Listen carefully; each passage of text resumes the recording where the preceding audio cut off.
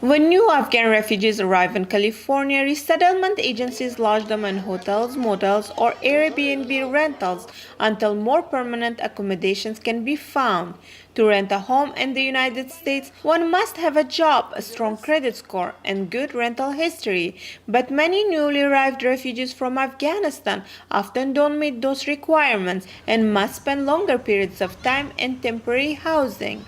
Helping El Cajon Refugees is a Facebook voluntary group that provides the refugees with basic essentials and help them find housing. So not only do we have a housing crisis, but we have a flood of incoming families and literally no place to put them. We have families that have been spending 8 weeks in a tiny little Super 8 motel. The families of Javed and Shamshad are among those who migrated from Afghanistan recently and spent weeks living in motels. They were able to rent a 2-bedroom apartment together for the first time with the help of San Diego relative who co-signed their contract. Our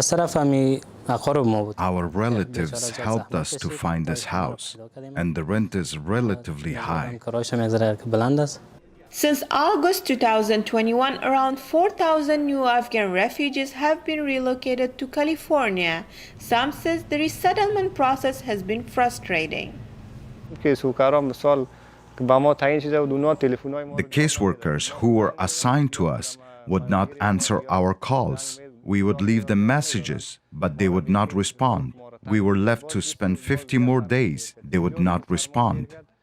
By the end of the year, California will have received roughly 1,250 additional Afghan refugees from military camps where they are temporarily housed.